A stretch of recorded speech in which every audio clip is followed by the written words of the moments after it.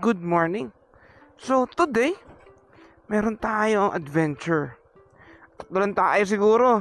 Alam ko si Carlo, si James, tsaka ako. Pupunta tayo ng Kaibiyang. Pero Kaibiyang, breakfast na Tagaytay, yun ang alam ko. Pero depende, malaman natin kung tutuloy tayo ng Kaibiyang or Tagaytay diretso. Alright, so ride out na kami. Carlo and James in the house. Sakto lang oras namin. It's currently 5:30 in the morning. Game na ulit. We're going to Kaibiyang. So sa tagal-tagal ng panahon, ngayon lang ako magkakaibiyang gamit ang motor. So ang daan namin ngayon, C5 extension kami papuntang Kawit. So from Bigutan, tumagos kami ng papuntang Morville, then C5 extension. Yun ang daan namin papuntang Kawit. C5 extension guys, dito kami dadaan. Pamunawin to kahit lamig, sarap dito sa C5 extension. Steady pa rin. Okay, so dumaan kami ng Bigutan. Tapos, diretso kami ng C5 extension. Kakaliwa kami ngayon ng Alabang Sapote, going to Kawit, Cavite. Doon kami dadaan papuntang Kaibiyang. So, ito na yung daan from C5 extension going to Alabang Sapote Road. Sarap ng biyahe namin ngayon. Talagang ang lamig kasi it's currently only 5:44 in the morning. Plano talaga namin is go to Kaibiyang, umikot lang, then diretso Tagaytay, makapag-chill, kumain, kami tatlo ni Carlo at ni James. So ito yung junction ng Alabang Sapote. Diretso lang kami kasi yun yung daan papuntang Kawit. Hindi na namin kailangan sikot-sikot pa. So ito yung junction nga pala. So yun, pwede kang kumaliwa, kumanan sa Coastal, kaliwa Palomino, pero diretso kami punta kami Aguinaldo Highway going to Kawit. So ito yung junction from yung Alabang Sapote. It's currently Sunday, ang daming sasakyan dito, ang daming nagmumotor kasi galing kami palengke, so medyo naging congested dun. Pero I hope mamaya malubog na to papuntang Kaibiyang. So kakanan kami ngayon papuntang Kawit. Kung nakikita nyo ngayon sa camera ko, ayan o, bago mag stoplight may kanan, kakanan muna kami dyan. So Kawit na ang daan namin, dire-diretso na. Makikita nyo sa kaliwa nyo yung SM City Bacoor, pero papuntang Kawit to. Currently, 6:07 in the morning guys. Nasa Kawit, Cavite na kami. Medyo ang daming motorista mo. Kung maraming pupunta ng Kaibiyang, ang daming nagmumotor. Linggo ngayon ha. So hindi siya maraming riders ngayon going to Kaibiyang. Sana hindi ganun congested, or sana naman nasa ibang lugar sila pupunta. So nasa junction kami ngayon. You can see, City of General Trias na kami. It's currently 6:11 in the morning. Okay naman ang biyahe, marami rin nagmumotor. Smooth naman, ang sarap, malamig. Okay, yung Let's go!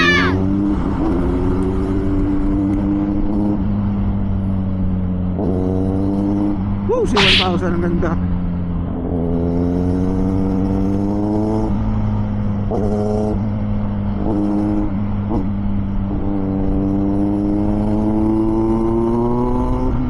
Lakas pumikat ng si 1,000.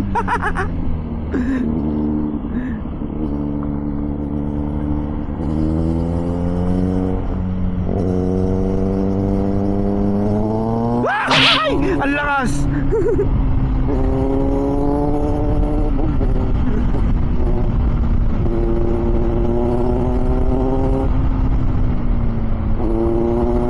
Oo, tanang tulong yung 1,000. Woohoo! Aigo! Aigo! Para akong kinakain na parang bata.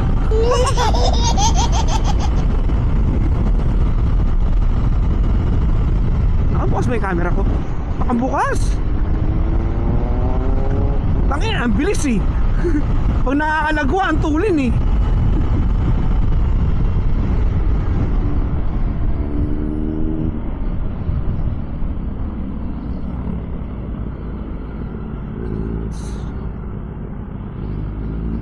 Woo! Arigato! So, nasa Maragondon na kami guys. Hindi sila naman biyahe, medyo lumuwag-luwag na. May mga truck at bus lang.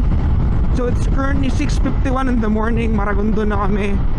In no time, nasa Kaibiyang na kami nito. Malapit-lapit na kami. We only have 17 kilometers to go. Madali na yun. Stick around. So kakanan kami ngayon to Kaibiyang. Nasa Ternate na kami. Yun o, Ternate. Hataw na? Tara na Carlo. Ayun kaliwa oh. Malapit na kami. Nasa paanan na kami. Nasa almost na lang Kaibiyang. Medyo lumag-lumag na yung kali guys. Puerto Azul.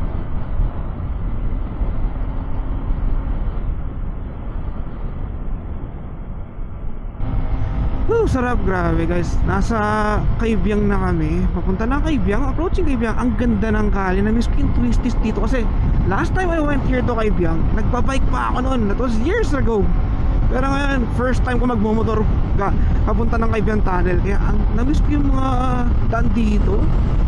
Iba yung bends ng Kaibiyang. Tsaka ang peaceful. Hindi ganun ka-crowded. Papunta ng Kaibiyang, hindi tikit-tikit ang motor. Sayo ang kalye. Nakita yung sa harapan ko, nandiyan si Carlo. Sarap. Nature tripping guys. If you see on my right, ang ganda ng bundok.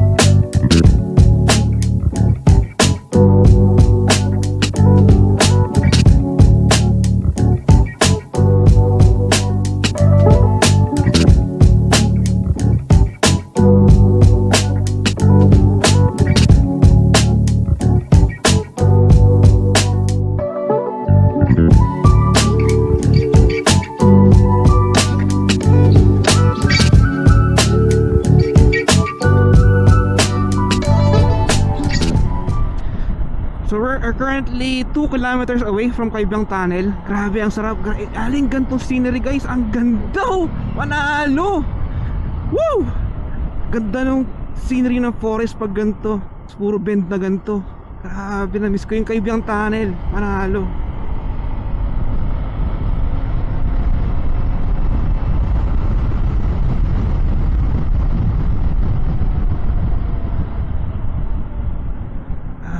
Mga gantong tight U-turns. Wow. Tapos ang ganda ng scenery ng yung view, yung point of view mo ngayon sa loob ng way papunta ng Kaibiyang Tunnel. Guys, ito talaga yung napaka-relaxing time eh. Alam mo yun? Grabe, ang sarap. Ito yung mga bagay na hindi mo kayang, alam mo yun, pag hindi ka lumabas sa inyo, hindi kayo nagmotor o hindi kayo nag-adventure, hindi nyo ma-experience to. Grabe. Wow.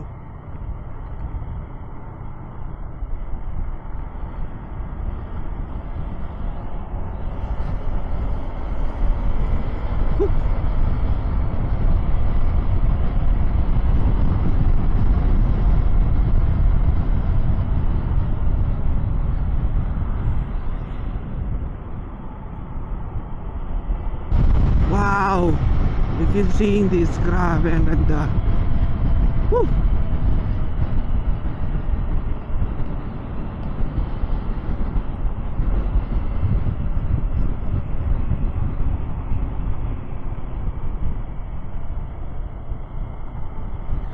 Yun, nasa Kaibiyang Tunnel na kami. Ito na yun. Ang dahil nagmumotor, grabe. Ang dahil nakatambay.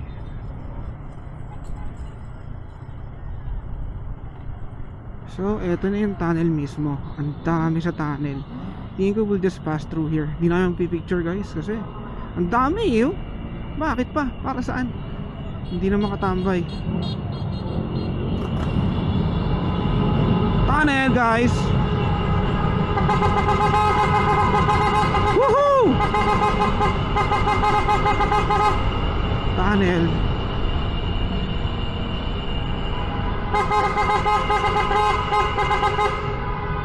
Woo! Kaibiyang Tunnel. So ayun, we just passed through Kaibiyang Tunnel. Hindi na kami nagstay doon kasi ang dami nagmumotor. Yung experience lang lahat nakadaan ulit dun sa Kaibiyang, okay na yun. Diretso na kami ng Tagaytay, doon na kami breakfast. Guys, time check, 7:15 AM nasa Kaibiyang na kami. Ganun kami, may mga stopover.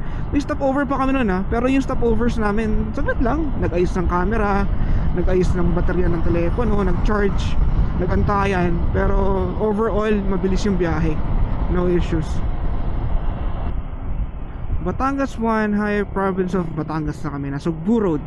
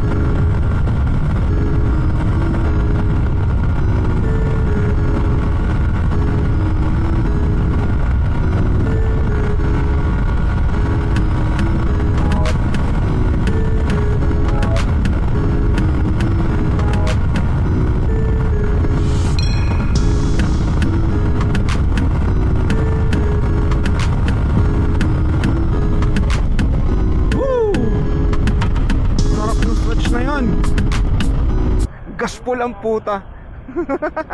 Nasa camera yun kung ano. Nasa camera yun.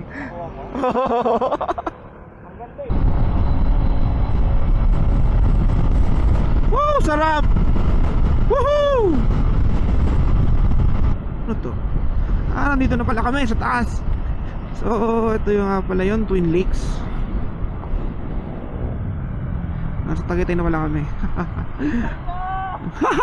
Tagaytay na pala.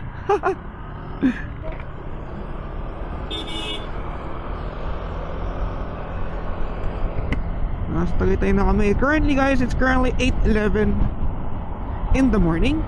Ang bilis ng biyahe namin, 8. Karang kaya ano lang, ilang I think 30 minutes ago nasa Kaibiyang tayo, 40, I'm not sure, but 8:11 AM, Tagaytay na kami. Hanap na lang kami ngayon ng spot na kakainan tsaka kape. It's a perfect time for breakfast na and coffee.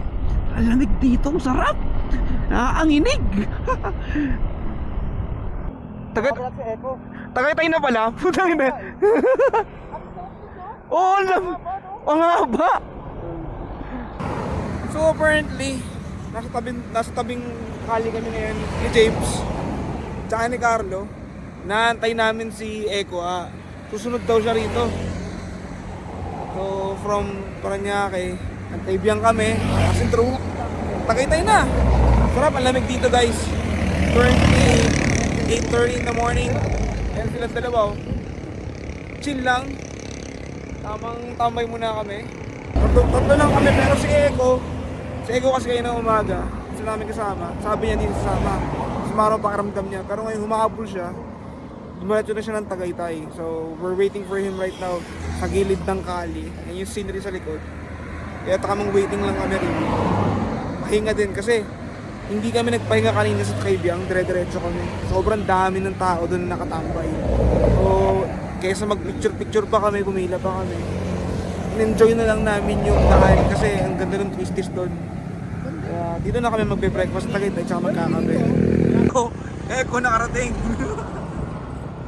Sabi ko gano'n, tangin si, gusto mo, santa na sa, hangin na mukha. Ikaw yung nagyaya, tapos ikaw hindi kasama ka. Yun o, Eko. Nakahabol si Eko gayong Paranaque. Sama talaga ng pakiramdam ko, pero utak hinati ako eh. So clock pa lang, nagising ako. Hindi na nakatulog. Hindi nakatulog ang 4 o'clock. Ayos, buo na kami. Ano pa? So, apparently, Tagaytay na kami. Tumambay muna kami sa gilid ng kalye. Kasi inantay namin si Eko. Si tropang Eko, humabol galing Paranaque. Kinati rin para mag-ride. So ngayon, maghahanap ngayon kami ngayon ng kakainan. Tsaka kape na rin. Gutom na kami. Grabe, ang ganda ng panahon kanina. On the way, medyo umambon ng konti. Pero dito sa Tagaytay sa taas, all goods. Maaraw naman tsaka malamig. Hindi siya mainit, malamig ngayon sa Tagaytay. Kaya ngayon, babagtasin muna namin to. Hanap ng makakainan para makapag-chill tsaka kwentuhan na. Grabe, ang sarap mag-ride. Na-miss ko to. Kaya worth it tong Sunday na to para makapagkwentuhan tsaka makapag-ride. So, dito ata kami kakain sa Mori. Masarap dito ah. Suwabe rito ah. Oh, park muna kami sa Mori Restaurant and Cafe. Masarap. Tsaka overviewing yung deck nila. Ang panalo dito. Masubukan nga. So nasa Mori kami ngayon. Ayan si Eko. Ayan si James. Ayan si Carlo. Umakit kami ng Tagaytay para kumain ng Japanese cuisine. Maraming tao doon sa Kaibiyang. Dami! Dami. Di kami... So dito kami kakain ngayon sa Mori Restaurant and Cafe. Aesthetic eh. Mga maganda tanawin dun eh. Mga big bikes. Cheers. So, akad naman. Akad ako ngayon. So, Mori. Suwabe kumain dito. Wow, ganda ng loob ah.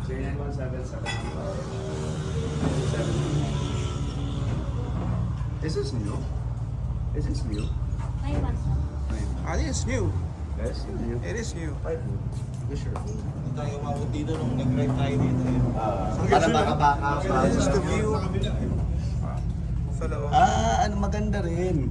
Yeah, kita yung tal. Kita yung pero hindi pinupunta. So ito yung labas ng Mori. Ang ganda rito, relaxing. Pwede ka lumabas, meron siyang veranda. Kakain muna kami rito. So let's see the food. We'll check out the food, makapag-chill, makapag-kape. Kain muna kami guys. Ang sarap yung pagkain dito, solid. Pork chop, pesto, Carlo. Tapay no, Carlo? Sarap po. Solid dito sa Mori. Kain muna kami. Kwentuhan, kain, chill lang muna guys. So yun, nasa Moris kami. Tapos na rin kami, uwi na rin. Chill na kami pa uwi, tapos na nakakain na kami ng breakfast, kaya masaya na. Ayan, si James. James, kaway ka, James? Ayan, James, Carlo, tsaka si Eko. Salamat guys sa pagsama't sa ride ng Sunday. Guys, if you like this episode of Ride Moro Adventure, so ngayon nagpunta tayo ng Kaibiyang kanina. Tapos tumiretso tayo ng Tagaytay. Sobrang enjoy, na-miss ko mag-ride. Na-miss ko yung Kaibiyang kasi ang sarap ng mga business doon. Yeah guys, if you like this episode of Ride Moro Adventures, please leave a like also on our video. Please subscribe on my YouTube channel. Please like me on Facebook, YouTube, and Instagram. On to the next adventures or episodes of Ride Moro. This is Rod from Ride Moro. God bless, ride safe, Godspeed. Bye.